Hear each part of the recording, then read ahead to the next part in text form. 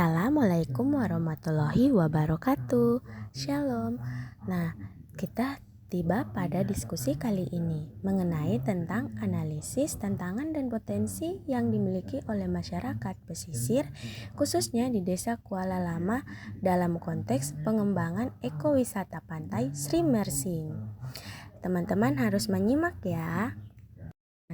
Nah, teman-teman, kita akan membahas yaitu ada 2 jurnal yang mengenai tantangan dan potensi yang dimiliki oleh masyarakat pesisir, dan yang kedua terkait program yang mendukung sumber pangan lokal di daerah pesisir dan kepulauan.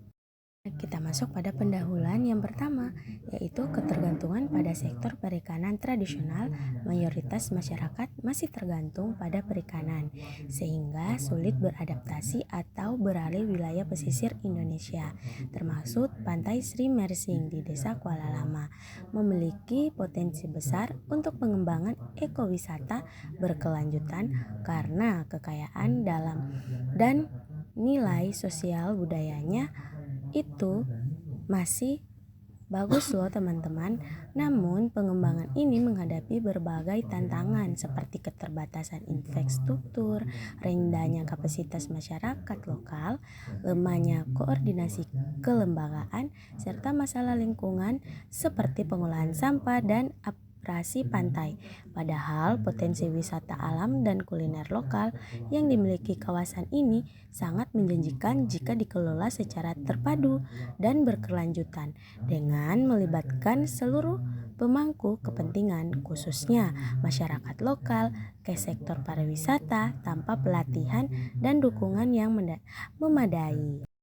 Nah, selanjutnya mengenai potensi ekonomi dan lingkungan. Nah, yang pertama di sini yaitu hamparan pasir putih dan pantai Tanlai yang aman. Dan kedua, keanekaragaman hayati, pinus bertumbuh karang dan mangrove, padang lamun. Dan di sini juga ada kuliner laut khas dan budaya lokal. Dan ada juga potensi ekowisata berkelanjutan yang menciptakan lapangan kerja, sarana edukasi lingkungan dan penelitian. Nah, ternyata ada tantangan utama juga.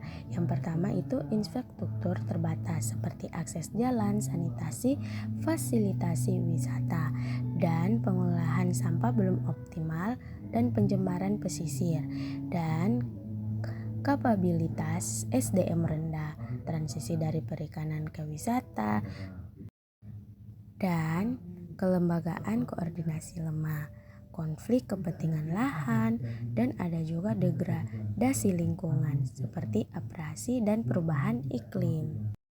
Nah, selanjutnya yaitu ada strategi dan rekomendasi. Nah, pembangunan infrastruktur hijau dan ramah lingkungan, pelatihan ekowisata, hospitality, dan kewirausahaan bagi warga, sistem pengolahan sampah terpadu, dan kampanye kesadaran, penguatan kelembagaan seperti koperasi, pokdrawis, dan kemitraan multi pihak, pemantauan ekosistem, dan mitigasi dampak perubahan iklim.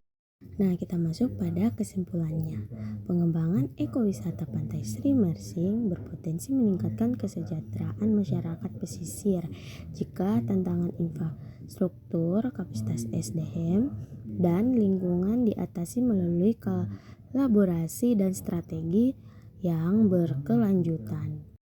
Kita masuk pada topik yang kedua mengenai terkait program yang mendukung sumber program lokal di daerah pesisir dan kepulauan. Nah, yaitu pemberdayaan masyarakat pesisir melalui pemanfaatan buah mangrove sebagai sumber pangan lokal yang alternatif. Kita tiba pada pendahuluan. Indonesia merupakan salah satu negara kepulauan yang memiliki kekayaan dan keanekaragaman sumber daya alamnya seperti adanya hutan mangrove seluas 8,6 juta hektar. Di daerah pesisir pantai Indonesia banyak tumbuh tanaman bakau atau mangrove. Nah, mangrove ekosistem pesisir yang penting secara ekologis dan ekonomis. Nah, masalahnya yaitu kerawanan pangan saat musim paceklik. periode sulit ketika ketersediaan pangan menurun drastis, baik karena faktor alam seperti kekeringan, banjir, atau hama di pesisir. Nah, di sini juga ada permasalahannya. Yang pertama, ketergantungan terhadap beras dan minimnya diversifikasi pangan dan tingginya kerawanan pangan saat musim paceklik. Nah, kita masuk pada solusi. Yang pertama yaitu eksplorasi dan pengolahan buah mangrove menjadi tepung alternatif pengganti terigu. Dan yang kedua, pengolahan dilakukan melalui proses perebusan, peredaman, penjemuran, dan penggilingan untuk menghilangkan kandungan tanin yang pahit dan beracun. Nah, tujuan program yaitu memperkenalkan teknologi tepat guna pengolahan mangrove menjadi tepung, memberikan pendampingan dan pelatihan kepada masyarakat pesisir, serta mendorong munculnya usaha olahan pangan berbasis tepung mangrove seperti kue dan cemilan. Teman-teman, mengenai tepung mangrove, tepung mangrove memiliki kandungan karbohidrat tinggi, yaitu sekitar 85,1 gram per 100 gram, bahkan melebihi beras dan jagung. Nah, dapat digunakan sebagai bahan baku makanan sehari-hari, berpotensi menjadi usaha ekonomi baru bagi masyarakat. Dan keunggulan tepung mangrove ini yaitu sebagai alternatif pengganti terigu, dan dia juga memiliki warna alami atau tidak perlu pewarna. Nah, kandungan amilosa setara dengan beras. Nah, potensi bahan olahan kue, keripik, sate, dan lain-lain. Sekarang kita tiba pada program pemberdayaan. Nah, program pemberdayaan itu di sini yaitu ada lokasi, termasuk Desa Bedono, Sayung, dan Demak. Nah, kegiatannya yaitu sosialisasi manfaat mangrove, pelatihan pengolahan tepung, pembuatan produk olahan pangan, dan serta targetnya yaitu meningkatkan ekonomi masyarakat pesisir.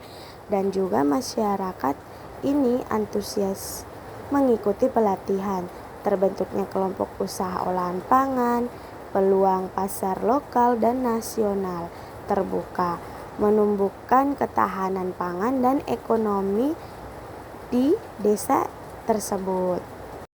Wah, sekarang kita tiba pada kesimpulan yang terakhir.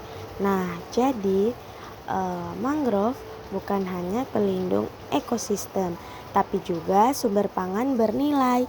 Nah, teknologi tepat guna dapat mengubah tantangan menjadi peluang, dan potensi lokal bisa jadi kunci kemandirian pangan daerah pesisir.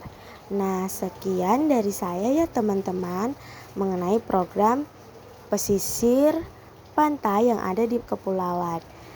Semoga teman-teman bisa mengerti dan bisa dipahami ya. Terima kasih teman-teman. Wassalamualaikum warahmatullahi wabarakatuh. Shalom.